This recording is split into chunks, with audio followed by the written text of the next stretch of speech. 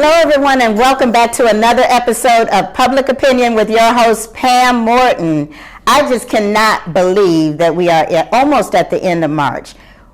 Where is this year going? It's going so fast, and I cannot believe that we are almost at the end of March. And statistics have shown that a lot of people who made resolutions have now broken them, if not all. But I would say, I think they said like maybe 91% of the people who had resolutions have broken them. And that could have been if you had a resolution to stop drinking, to stop smoking. And one of the biggest resolutions that people always make every year, and they always break it, is losing weight. And that's what we're going to be talking about today, is the whole diet craze and losing weight and the emphasis that has been put on people losing weight. And now, coming on the heels of the Oprah Winfrey special, she did a whole special about dieting and about obesity being a disease. I am so excited to have a guest today who is going to be talking about diet, exercise, nutrition, and this whole concept of obesity being a disease. I'm excited to have her. Additionally, though, if you love watching this show, continue to follow me, like and subscribe to this show, and continue to follow me on Facebook as well as Instagram and YouTube. And if you cannot watch the show, make sure you listen on the go wherever you get your podcasts. So let's see who our guest is this week. RoseAda White is the owner-operator of Balance 360 Health and Wellness, where she specializes in wellness strategy coaching for business owners and organization leaders. She works with her clients to support them in shifting their relationship with food and movement through practical and sustainable systems. RoseAda is also a nutrition specialist, a workshop facilitator, and a retreat host in the areas of wellness, goal setting, and nutrition education. RoseAda believes that when our leaders feel energized, renewed, and empowered, they can affect true change in their organizations and in the lives of those they lead, guide, and influence. All right, so let's welcome RoseAda. Thank you so much, RoseAda, for agreeing to be a participant this week on the show. I cannot wait to have this conversation with you.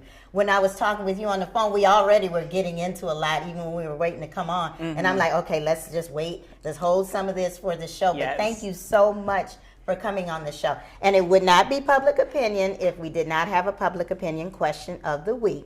So the public opinion question of the week is, what are the best strategies for losing weight? And we have, I created what some type of an acronym for diet, and it's DIET. It's actually DIET, D-I-E-T. And so the D is for diet, I is for injection. You know, we got Mounjaro, Wegovi, Ozempic, oh my. And then we have the E is exercise. And then T is tummy tuck, because a lot of people are getting the bariatric surgery and that type of thing. So it's diet, or is it injection? Is it exercise, tummy tuck, a combination of the four, or whatever? So take it away, and then we'll have a discussion. I'll just give you a couple minutes. You can go ahead. Thank you. I am so honored to be here. Thank you so much for having me. It is always my pleasure to have this discussion, because I know, I know that the more we raise awareness, the less we can demystify this entire subject. Right. And in terms of doing so, we get to create more awareness again and more empowerment with people. There is choice. Right. And as long as you're informed with integrity, then we have an opportunity to really see some improvement and some results as a society. There's a lot out there, you and I, and like you said, it was so great when we first connected, because we knew that we could just go so many different directions with this, and it's an exciting topic. I think it's a topic that deserves more than just sound bites that we often get on the internet. Right. It deserves more than just that version or this version. It's what are the facts? What are all of the factors involved, and what can we do to educate our population so that we can make the better choices for ourselves overall. Okay, great. So let's do it like I said with the acronym. Okay? Absolutely. Let's walk through all of those. So first of all, let's talk about diet, because I think that's the first thing that people think about when they think about losing weight, and I think way back on like New Year's Eve or whenever people make their resolutions, I think that's, you know, one of the first things that comes to mind is diet. I want to lose some weight. So what is the strategy for that? Yes. So when we talk about weight loss, I think it's important to address what's behind that need for weight loss. And are we being more specific to what the right kind of weight to lose? It's about, if the goal is to lose weight, can we talk about fat loss? Because depending on what it is we're choosing to eat or not, that can contribute to muscle wasting, which is more dangerous than anything, because we need our muscles to strengthen our bones. That's directly tied to bone density, especially as we age. And if that's not in place, this is a lot of the reason why people can start off doing great. Oh, 10 pounds the first week. This is the greatest thing I've ever encountered. And then the week after that, it's slowing down, because guess what? That was likely water weight, because you've likely taken a lot of things out of your diet that support water retention and inflammation and things of that nature. So that's going to be the first thing that your body's going to do, is going to flush that water out. Once things slow down, then what happens? Oh, this isn't working. Let me move on to something else. So what would be the strategy then for diet? Like, as far as somebody actually determining, okay, what should I eat for breakfast? Should I have lunch? Or, you know, what goes into that? And the best way to utilize diet as a weight loss mechanism? I would say this is such a nuanced question, because what are your goals? We talk about those resolutions at the beginning of the year. Well, what are your goals? And I'll give you a spoiler alert, and I love your acronym. I'm a fan of, I love me a good acronym, so I love it. I looked in my mind, I saw it all as kind of like a flow chart, and it kind of lands in one pot, but we'll get to that. I don't want to get too ahead of myself. When we talk about what are the recommendations, let's talk about what your goals are, because what's good or bad to one person may not be to another. Good looks like chicken breast, broccoli, and brown rice, right? Well, if you're vegan, that's not good, as it were. So, or if you don't like, exactly. Or if you have digestive issues where rice isn't the most, feasible thing for you to eat, the most appropriate thing for you to have. So let's talk about what your goals are. And I will say the first thing that always pops into my head is protein. Protein are building blocks for us. Protein is what sustains our appetite. Protein and examples of protein are meats. So we have meats, we have nuts, there are lots of plant-based proteins, and I'm not necessarily talking about what we can buy off the shelves that are meat substitutes, as it were. I mean, there are lots of green vegetables and those that are protein, rich. Okay, so those types of things, we want to look at offsetting that with green leafy vegetables, for sure. Whole grains, right? So brown rice, nice things like, whole wheat bread, those sort of things, because those are good sources of dietary fiber. Those things will help to see what I look at. What comes up for me when we talk about diet is, how are we choosing things that we can sustain over time? That's where the strategy comes in. If you can look at a certain plan that someone gives you, or that you decide you want to embark upon, ask yourself this one question: is this something I can see myself doing for the rest of my life? And we'll get to, because lifestyle has so much to do with absolutely everything to do with it. And don't you think, though, that people, I think sometimes the turnoff to diet is that people think, I can't eat anything that I like, or it doesn't taste good. Because I think that's important. It is very important. I think that's what takes people off of diets, is that they are like, I'm sick of eating salad. I have salad every day, or this doesn't taste good. I don't want to eat, brown, or I don't, whatever. So what can people do to still kind of like food? Like, even like smoothies or whatever, and I know you were telling me something about those smoothies, so you can certainly talk about that. But what would you tell people who are just like, I don't like health, so-called healthy food? Yes. Start with what you, quote unquote, can have. oftentimes we put too much emphasis on what we can't have, and that's almost like a reverse psychology thing with our brain where, oh, I can't have it, now that's all that I'm fixated on, right? Or again, like you said, we're punishing ourselves. It's like I'm on punishment. To what avail? Because often what happens is one of the reasons why folks fall off of a regimen. Then you end up going back to it and going overboard, right? So let's look at what it is you are apt to choose, and let's leverage that. You have opportunities to say, okay, for example, if I say, I am a fan of, St. Patrick's Day just passed, so I love a good corned beef brisket. And whenever I have just a little bit left, I love corned beef hash. Okay. I also know that a lot of times me and potatoes don't mix. Just not because I'm restricting, not because I don't want them. I love them and I will eat them, depending on certain times or choices that I want to make. Right. Well, I like that flavor. I like that texture. I like that meal, as it were. It's comfort food to me. So I experiment with things like riced cauliflower. Yeah. Saute that with the corned beef. That's just and an then example. You can season that. Right. A lot of people are like, Right. oh, I don't like that. Doesn't. I'm like, well, season it. up, Yeah, tap into flavors. Yeah. Let's.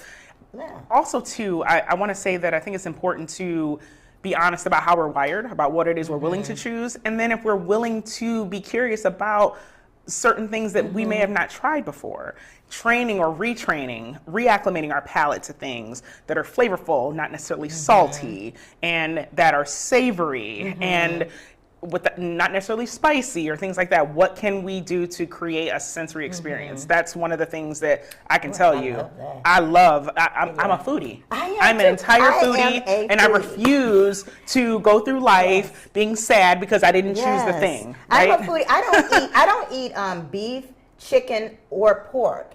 I just eat turkey and fish, but I'm still a big foodie, and I know the things that I can eat. Sure. And along that line, I think people, shouldn't they also know the certain types of food that really your body causes to gain weight or whatever? I don't know the proper terminology for it. Sure. But whatever it is metabolically that your body, like if some people say, if I eat a donut, I just gain so much weight. I'm like, maybe it's just the carbs. Who knows? I don't know. Sure. But I think everybody's body is different, right? And it reacts to food in different ways. This is I'm so glad that you brought that up, because with the things that we are presented with, whatever the latest fad or diet or recommendation is, we have to understand that may not work for your particular body. Right. It is important that we get to address that, like you said, knowing what foods, how foods respond, right? Like I just said about the potatoes, like who doesn't love a good potato, right? And in all its glorious forms. I know that there's a time and place for me, depending on what it is I'm doing or how often, right? Yeah. So it's not about whether or not I can have it, it's when I choose to and when that aligns for me. And so along that line, it probably would be good for people, especially initially, to be doing meal prepping and, setting out like menus and preparing for the week and saying, okay, these are, the different meals. Because I think if you don't, you fall into the thing, I'm just going to eat this because I don't, know what, I don't have anything else here. Right. So I think that it requires a lot of preparation. And you really kind of have to be committed to it. I would say when it comes to, especially at the onset, as you talked about how many folks fall off of their resolutions, maybe it's because, again, we're not recognizing what's available to us, what we have the capacity to manage. So, for example, you talked about the types of animal proteins that you like, right, or that you choose in your diet. So maybe for you, that meal prep looks like, okay, I know that this week is going to be all about turkey burgers, and I'm going to build everything else around it. Well, for some folks, it's like that feels too daunting. So let's just start with doing a whole sheet pan of something. Yeah. And then, build on that. And then you can eat like leftovers and then add other different things. That's right, because oftentimes too, maybe it's we always say, well, I get bored with eating the same things over and over again, but look at what we really eat. If you really ran down what you eat over the course of the year, we're eating the same thing. But it's just different iterations. Because I'm telling you, every time, because I say I don't eat chicken, but every time I go to any restaurant, there's so much chicken items. I'm like, what because is people up are with eating chicken? because people are eating it. Yes. And then water is important. Drinking lots of water, flushing your system. So now let's move on to the next letter of my acronym I, which is the injections, because that is the hot topic going around. I mean, everybody is talking about it. I have friends who were buying it on the black market. They were like, I spend like $300 a month, get it from so and so. Like, I'm like, what is going on? And so Oprah, she had that special, and she came out saying that I think she's on Mounjaro or whatever. But now there's this whole craze, and people are like, yes, I finally found what I need. But initially those are for people with diabetes, and so now they're saying that obesity is being labeled as a disease, which on some respects is probably good, because you probably can get more medical care with it being actually labeled as a disease. Sure. Insurance companies, these people won't have to be going out on the black market and getting this. So you want to just speak to that, the injections as a strategy or as an alternative, as well as the whole premise of obesity being a disease. Yes. So, controversial topic. It's yeah, it is. But it's been fun to look, and really I've been taking my time with what it is I have to say about it and how I support my clients in decision making when it comes to if that's something that is a factor involved. And what I would say is, currently the clients that I work with, a couple of them do take those medications because of their diabetes.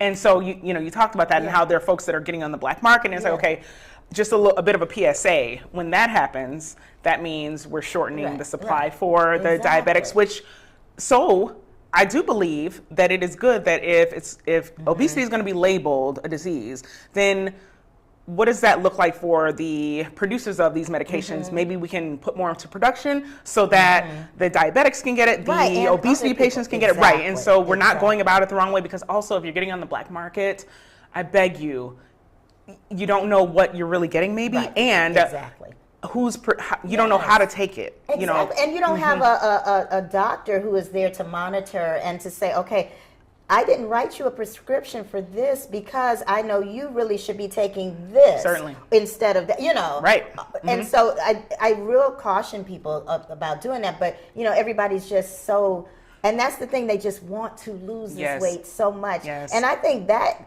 kind of speaks to society and how people look at people. And I will say this, after watching this special, I was guilty of oversimplifying weight loss. I mean, I said, you know what, it's portion control. Just don't eat as much. Just have smaller portions. And I think that's so much easier said than done. Absolutely. Because my portion might work well for me, but somebody else's portion, might still make them gain, or they don't know what their portion is, or So I will say that I am sorry that was my mindset for a long time, because while I'm not overweight, I would like to lose a little weight as well, but I can honestly say I have never lived that lifestyle or understanding what it's like to be obese, and to have the stigma that goes along with it, and to want to lose weight so desperately, and to have that depression and all of the things that are surrounding it. And that's what we talk about. There's so much about weight loss, and there's so much that it affects you. Like I said, it affects you physically as well as mentally. Right. It's just a lot. It is a lot. It's a lot to carry in a lot of different ways, not just physically, right? And when we look at this whole contrast between, okay,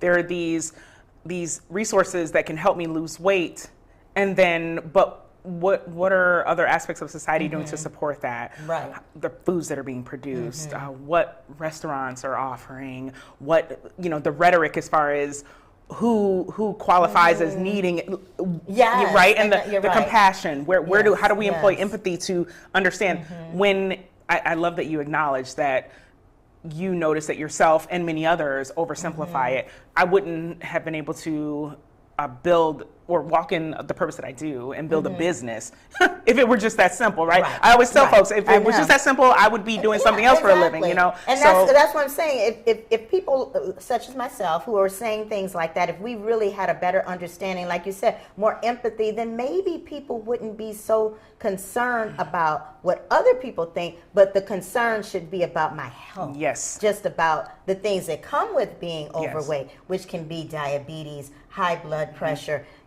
problems with your joints and everything. You know, your whole well-being is better when you are better health. And that's not to say, like we had talked about before, you can be thin and be terribly unhealthy. Right. You could be thin and have high blood pressure and all of those things. So now we're going to go to the E, which is exercise. Okay? Now, I'm going to let you take that away. How important is exercise? Exercise is everything. Movement is medicine. Motion is lotion for your joints. Oh, I like that. Motion is lotion.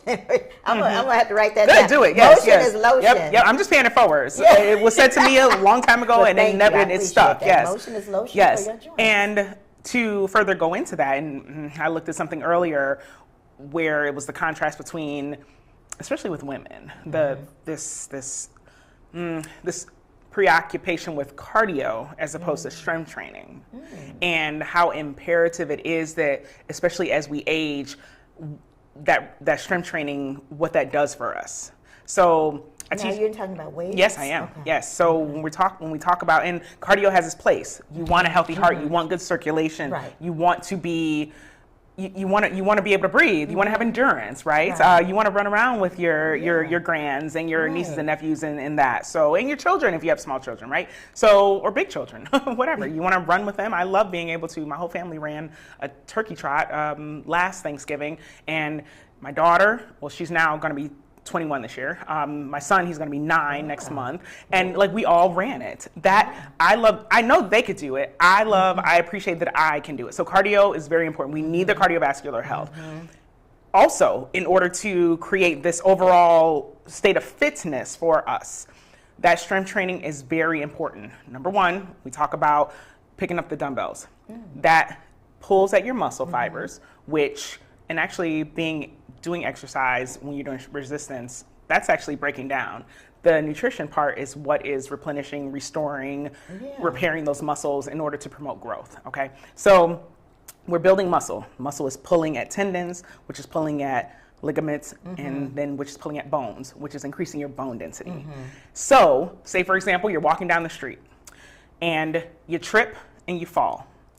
If your bones aren't strong, for many people, that can be the beginning of the end, because you break a hip, you break an ankle, and now you're immobile, and then you just become declined, and then muscle wasting, further muscle wasting occurs because we are not moving, right? Move it or lose it. That's so real. So there's that. So we want to make sure that if our bones are sturdy enough, dense enough, strong enough, that we fall and we're good to get up. Or better still, and I always tell folks this when they come to my strength training classes that I teach, if you are doing things in such a way that nurtures and promotes agility with your body, balance, things of that nature. And I don't mean acrobats or taking a gymnastics class. I mean just getting into motion and moving in those ways of support. Maybe you trip, but you don't fall because you're able to catch yourself. You have those reflexes because strength training also it sharpens your brain. It makes you more aware. It creates a mind-body connection. I never really thought much about strength. And I do a little stuff. I have my little dumbbells that are incorporated into my little routine. But I never really thought much about the whole strength. And even if you don't do that, you can still just do things, that actually like this type of movement or whatever. A lot of people's jobs are so sedentary. Right. You sit so long, and that is just so unhealthy. It puts this. It's just important to get up, and that's what I've been having to do. I have a what they call a very desk where I can lift up because I have to sit and stand in intervals because of my knees. Okay. But it makes me get up, I'm like, let me get up and at least walk down the hall or something. And so those are things that people can do while they're at work. And then now let's get to the T, which is I call it tummy surgery, whatever. But it's the whole lap bands and the stuff. At what point is it that you would say people may need to consider that? actually having bariatric surgery? I would say, at a point, I would say if that is your doctor's best recommendation for you, then that's the course of action you need to take. I do know that with bariatric patients, there is a screening process that you have to go through to ensure that you are, and I think it depends on your insurance, but this has been my experience that you have to go through a process of making sure that you're mentally sound enough to be able to do this. Therapy that you do have to go through as well. There's preliminary things. And so I want to say that is one of the things that it may seem extreme, on the outside looking in, but if this is the course of action that needs to take place for a patient, then then that is something that you and your doctor can make that decision together, right? What I look at, and I love that the tummy and the surgery was the last one, because it really ties everything in, right? The bottom line, whether it's your diet, your food intake, okay, whether it is injections, whether it is movements, whether it is surgery, what lifestyle factors what habits are you setting up and cementing, really, that's going to support the results that you get? Because these are only catalysts, these are only tools, right? And I think that's I think that's the problem that people have, where they cannot keep the resolution, is because of the fact that they have not made a lifestyle change. Right. It's one thing to say, I'm going to go on a diet, but if you know that you don't do well on diets, how about looking at the holistic? What are you doing in your life? Let's change like you said, incorporate the movement. Yes. Figure out things that you can eat, that you can tolerate, that are less fat. Yes. Get out there and really, really take part, take a hold of it and control your lifestyle. Yes. And I think that's really the biggest thing. When I think of, and again, I love that we get to have this conversation. This is so important, and it doesn't have to be complicated. Right. Okay. So again, back to those 4 pillars, as it were, when we talk about diet, if having supportive nutrition habits is what's going to get those results and allow you to sustain them. Sustainable, safe, effective, not extreme. That's what's going to promote sustainable progress, right? Over time, because you want to lose it over time. It's almost like winning the lottery, and then what happens to a lot of people a year later? Flat broke. Because you've not been, it was a windfall. It happened too fast for you to appreciate the process. As opposed to being, getting some type of financial education in order to sustain it and to allow it to grow. Health is wealth. Right? So, let's get that back, and if right? you're not going to take care of your health, you're going to make a whole lot of other people very rich, because this is a $1 billion industry, this weight loss, whether it is through foods that people are promoting, exercise programs, like these injections, whatever, mental, people are going to have to see, therapists because they're feeling depressed, because I'm telling you, everybody's going to be making money off of weight loss. So people, we got to get ourselves together. But before we leave, because we're running out of time, I want you to talk about some of the things that you offer as a in your wellness company, and tell me about, you were telling me something about some shakes. Oh, yes. Or smoothies or whatever. Yes. I think those are my claim to fame, honestly, because I have shakes will travel. I mean that, and I'll tell you what I mean by that. So again, I do wellness strategy coaching, and one of the reasons why I really decided to hone in and support those in our society that are leaders and that, because I am that person, and I know what it's like to attend to everything else but self. And what would it look like if someone could lead that leader in accountability and making sure that they're showing up as their best selves in their business or their organization, so they can help everybody else, right? And I call you out. We got to stop putting the cart before the horse. Show up for yourself first, and then you get to show up for others, right? So I do that through wellness strategy coaching. I have a wellness transformation membership called the LIFT Crew. That is an acronym for Lifestyle Fitness Training. That's the brand under Balance 360. The philosophy is that we train mind and body to be fit for the lives we want to live.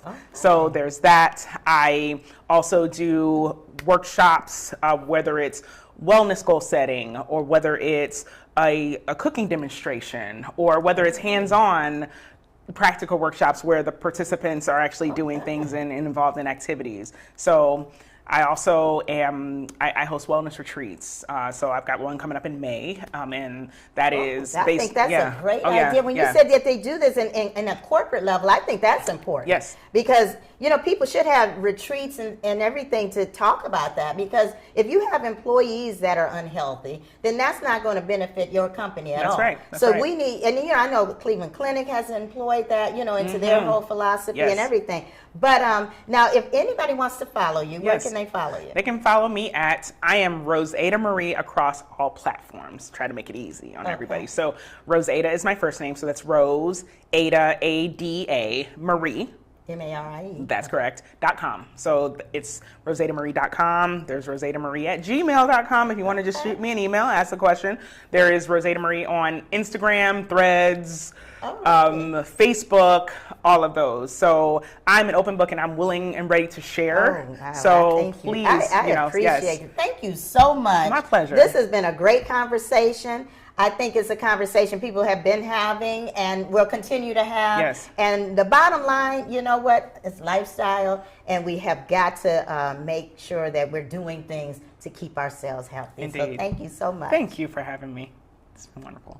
I so enjoyed that conversation. It's something that everybody talks about. Every time I go out with friends or watch TV or whatever, they're all commercials. It's always talking about weight loss, weight loss, weight loss. But really what it does come down to is a holistic approach. Number one, you have to have some lifestyle changes. Number two, you have to exercise. Exercise is extremely important. And then along with that, if you do have other issues, other health issues that require that you do take some type of medication or even get surgery, then you follow up with that as well. But I am so glad that we had this conversation. If you enjoyed this segment and if you enjoy watching the show, continue to follow me on Facebook as well as Instagram and YouTube. And if you cannot watch the show, listen on the go wherever you get your podcasts. So until next time, I'll see you for another episode of Public Opinion. Bye-bye.